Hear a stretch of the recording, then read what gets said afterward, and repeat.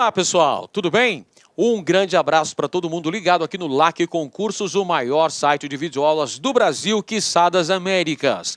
E para desespero da concorrência, galera, não tem jeito não. Edenilson Moraes está na área e se derrubar é pênalti. E eu tô chegando, trazendo o nosso projeto pedagógico que visa a sua qualificação, a sua preparação, para você ficar competitivo para esse concurso, onde nós iremos trabalhar especificamente com Geohistória de Goiás. Na realidade, o nome dessa disciplina é muito mais amplo, muito mais complexo. O nome dessa disciplina é, anota aí no seu caderno, Realidade Étnica Social, Histórica, Geográfica, Cultural, Política e Econômica do Estado de Goiás. Ufa, isso tudo! E nessa nossa primeira aula, nossa aula inaugural, trabalharemos com a formação econômica de Goiás, mineração e pecuária. Ou seja, constituem-se em objetivos prioritários de nossa aula compreendermos o início do processo de colonização do território goiano com a vinda das expedições bandeirantes, com o advento da descoberta de ouro e a mineração que se seguiu, contribuindo para um grande afluxo populacional para esta região, contribuindo para o estabelecimento de diversos impostos cobrados pela coroa portuguesa e para o surgimento de núcleos populacionais, as primeiras vilas e arraiais goianos surgidos lá no século XVIII. Pois é, pessoal, a mineração teve uma duração bastante rápida, foi bastante efêmero. O ciclo da mineração em Goiás durou pouco mais de 50 anos. E aí surgem atividades complementares, atividades alternativas para a superação da crise, para a superação desse certo processo de estagnação econômica, podemos dizer assim. E tivemos então a pecuária, que se consolida no século XIX como grande atividade econômica desenvolvida em Goiás, aproveitando a grande existência de pastagens naturais, aproveitando as condições naturais do território goiano. Muito bem, então vamos analisar tintim por tintim, vamos analisar de forma bem pormenorizada a formação econômica de Goiás, dando ênfase para essas duas atividades econômicas. Primeiro a mineração e depois a pecuária. Lembre-se, o seu maior talento é muito mais poderoso que o seu maior medo. Então vamos enfrentar com determinação, com muita disciplina, muita dedicação, para que nós possamos dar conta desse conteúdo que é extenso, mas vai valer a pena você estudar, você se dedicar, porque o seu esforço será recompensado. Começando a nossa aula falando sobre o processo de colonização da América Portuguesa. Pessoal, não tem como a gente estudar História de Goiás sem fazer uma análise, sem fazer assim uma ligação, uma associação com a história do Brasil.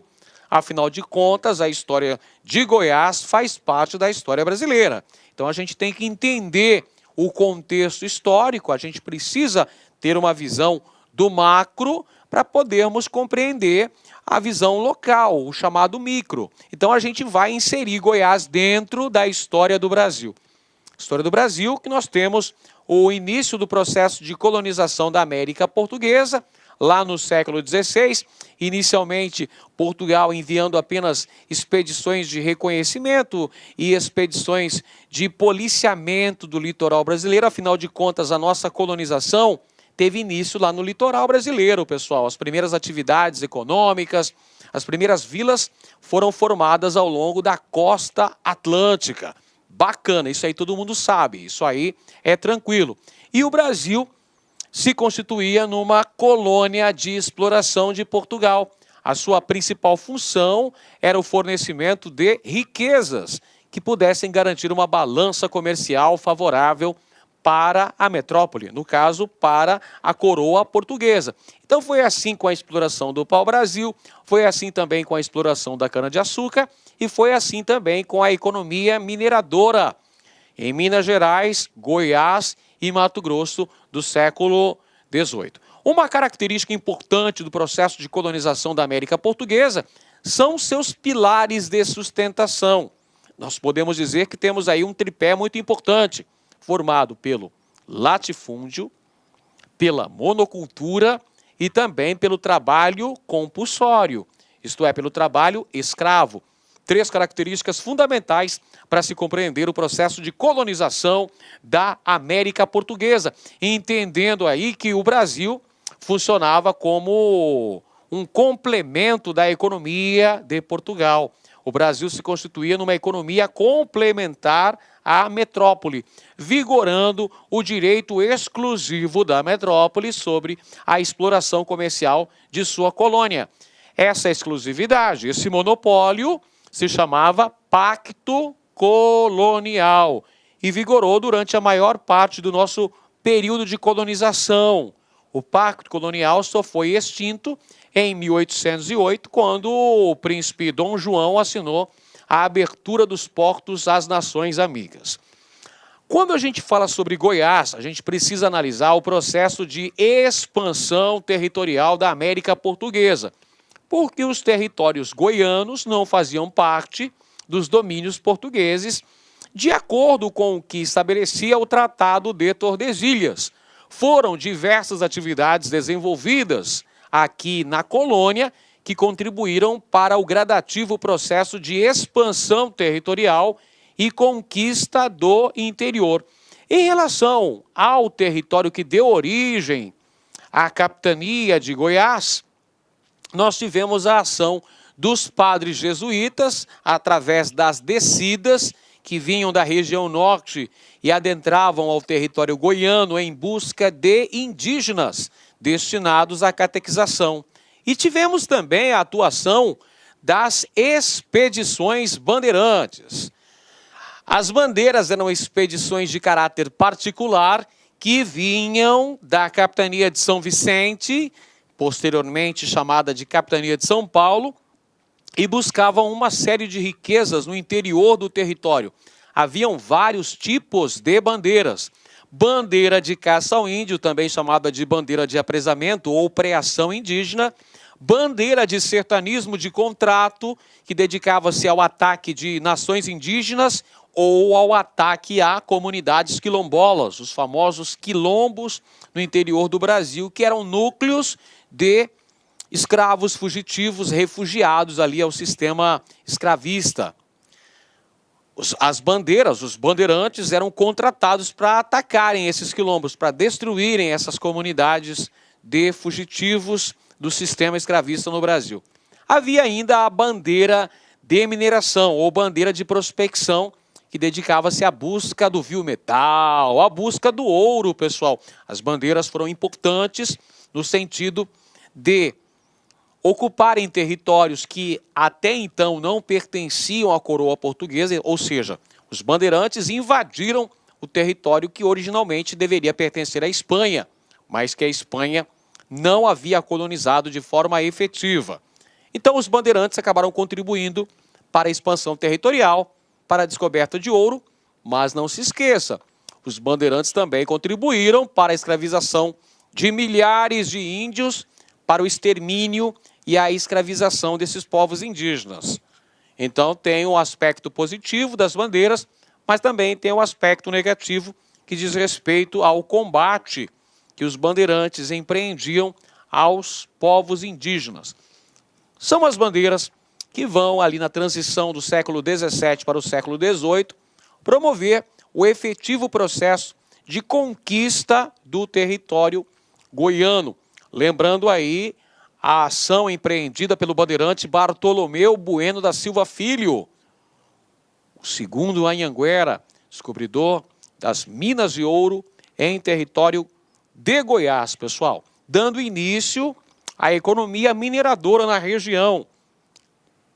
A exploração aurífera em terras goianas se caracterizou por ser aluvional, ou seja, o ouro encontrado era ouro de superfície, geralmente encontrado ali junto ao leito de rios, de córregos. E as técnicas empregadas pelos bandeirantes, depois pelos mineradores que ali se estabeleceram, eram bastante rudimentares. Logo, já dá para perceber que o processo de exploração, o período de exploração mineral, foi bastante curto. Destaque para a Serra dos Pirineus, Serra Dourada, em Goiás, surgimento de vários núcleos populacionais. Evidentemente que, ao se noticiar a descoberta de ouro em terras goianas, claro que um grande fluxo de pessoas se deslocou para essa região, contribuindo para o surgimento de arraiais e vilas. Só que nós tivemos uma rápida decadência dessa extração em razão de variados motivos, que nós ainda vamos falar ao longo da aula de hoje, pessoal. A mineração em Goiás caracterizou-se pela implantação de um rigoroso sistema tributário, ou seja, assim que foi noticiada a descoberta de ouro em Goiás, a coroa portuguesa, como havia feito em Minas Gerais e também como havia feito em Mato Grosso, tratou de estabelecer uma rigorosa arrecadação de tributos, dentre os quais nós temos a captação, cobrança de imposto em relação ao número de pessoas, ao número de trabalhadores estabelecidos na região, estabelecidos nessa atividade, e o quinto, que correspondia a 20% de toda extração de ouro. Além disso, a coroa portuguesa também implementou as casas de fundição. As casas de fundição eram locais onde o ouro deveria ser quintado, derretido e transformado em barras, com o selo da coroa portuguesa e com a numeração. Essa medida, tomada pela metrópole, visava combater o contrabando, o descaminho do ouro. Então, os portugueses queriam ter um maior controle sobre a extração aurífera em terras goianas. Para isso, determinou a instalação de duas casas de fundição, uma em Vila Boa e outra em São Félix. Porém, meus caros, vale dizer que mesmo com a existência das casas de fundição, o contrabando continuou rolando solto por aqui. Afinal de contas, até mesmo os padres também atuaram no contrabando de ouro. Quem nunca ouviu falar, por exemplo, da expressão santinho do pau oco? Pois é, usava-se imagens ocas, imagens de santos, de madeira, né, com fundo oco, onde era transportado o ouro. Era feito o contrabando. Daí que vem a expressão santinho do pau oco, do contrabando feito sobre a produção, sobre a extração aurífera em terras goianas. Isso aí, tanto em Goiás como Mato Grosso, tanto em Goiás, Mato Grosso e Minas Gerais, nós tivemos muito contrabando, evidentemente, que as próprias autoridades portuguesas também acabaram contribuindo para esse descaminho da extração aurífera, apesar da metrópole tentar abrir bem o olho, né, na fiscalização, na cobrança desses tributos. O contrabando rolou solto nesse contexto histórico.